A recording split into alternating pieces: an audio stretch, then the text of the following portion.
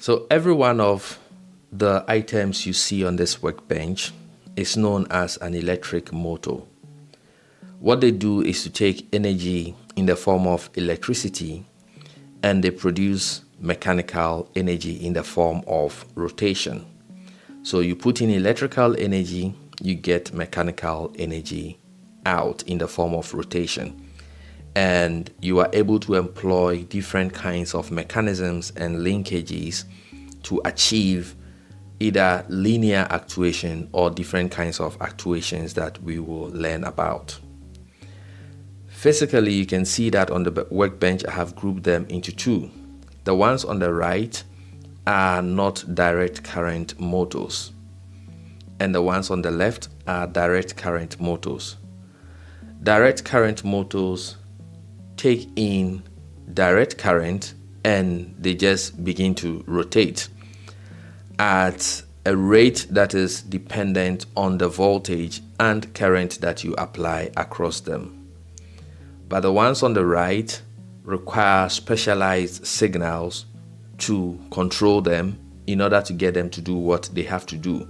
And they have some special properties. We'll talk briefly about them and then we'll push them aside, because the focus of this course is to learn how to take any direct current motor and add some control mechanism to it to be able to control it to sweep specific angles or to rotate at very specific angular frequencies for use in robotics to achieve precise movement and odometry, localization, and whatnot. So for direct current motors like the ones on the left, these ones are very common, usually 6 volts. You can get them in this form and different other forms. All you have to do is to apply some voltage across here and it begins to spin. We can actually demonstrate this briefly. So I'm going to connect one source here and then the ground here, and you see that immediately it begins to spin. This is the way that direct current motors simply operate, and every other motor on the left, like I said, is a direct current motor. So you can just hook it up like I did in the first one and it begins to spin around.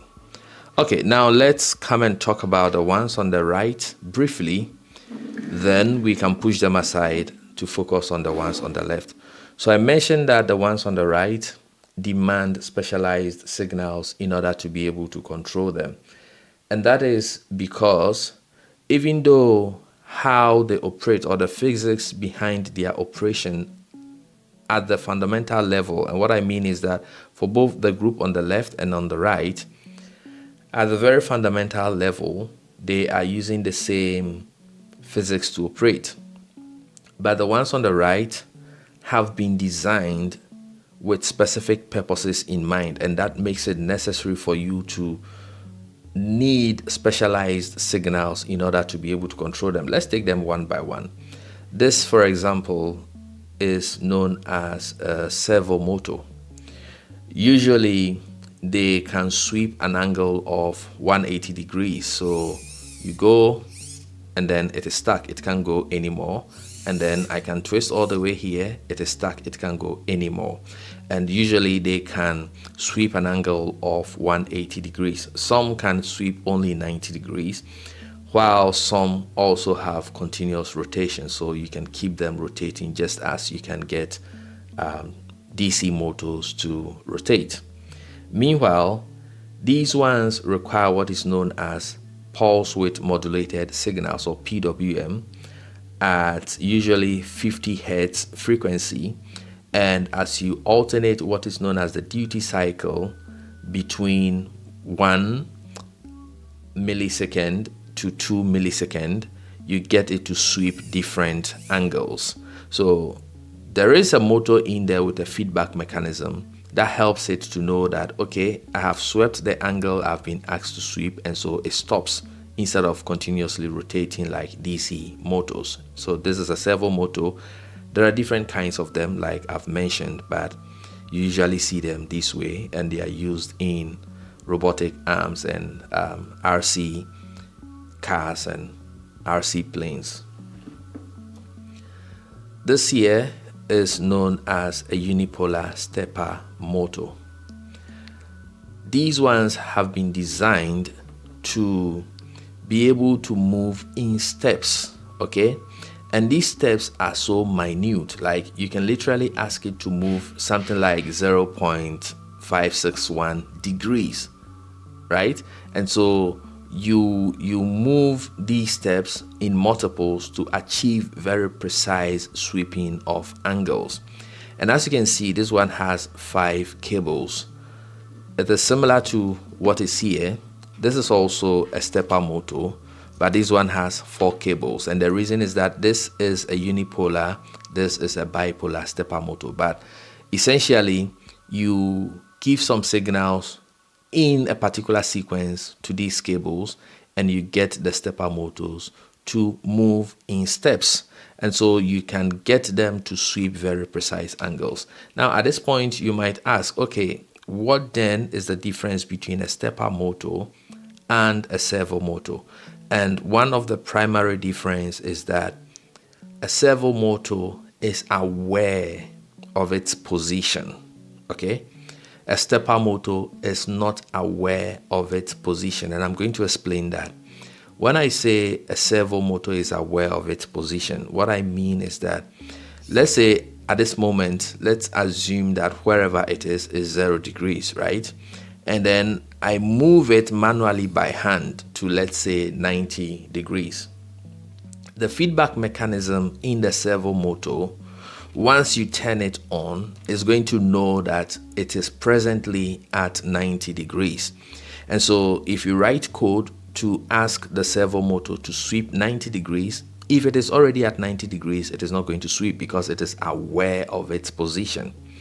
Let's say I moved it to, let's say 45 degrees, and then I write code to ask it to move 90 degrees. It is just going to move 45 degrees because it knows it is already at 45 degrees and it has to add 45 to achieve the 90 degrees.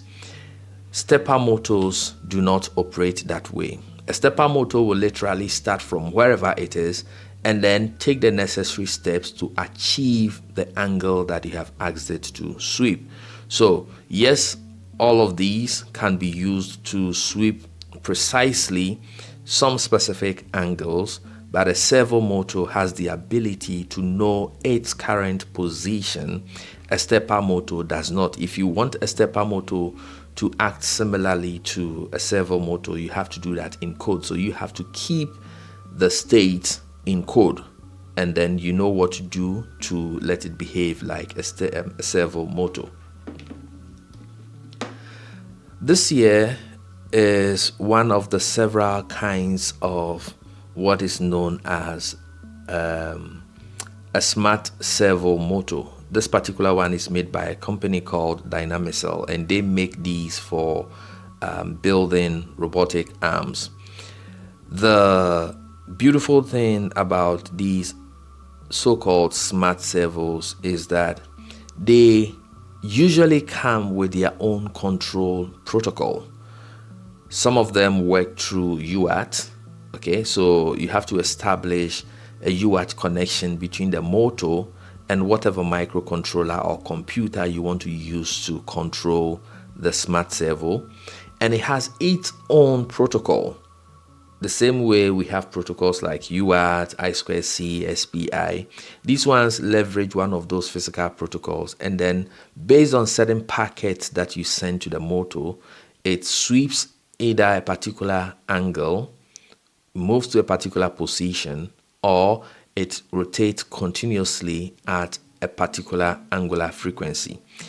The downside of these specialized smart servo motors is that different manufacturers have different protocols, and so what you know about, for instance, this Dynamicel motor is not going to apply to a smart servo or smart motor from a company like ODrive. Okay, so the protocols are specialized, and if you move from one manufacturer to the other, you have to learn a different protocol.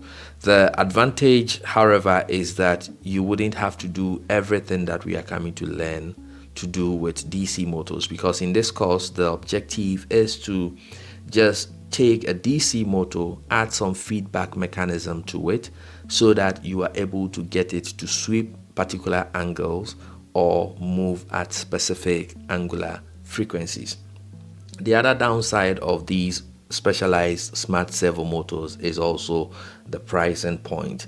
It is very easy and normal to come across such motors being sold for anywhere between $150 to $300. I have seen some even $1,000 to $2,000. So the price is what makes these things sometimes not so accessible to beginners in robotics, but nonetheless it is important to know about them, because as things get advanced we will have to start using some of these smart motors for very high accuracies and repeatabilities in our robotics project.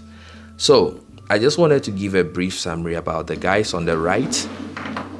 And so going forward, our focus is going to be on how to take any DC motor and build feedback mechanism into it so that you can get it to sweep specific angles or move at specific angular frequencies or velocities. Okay, and that is it. In the next video we are going to take a look at how to measure the RPMs of your motor using what is known as a tactometer.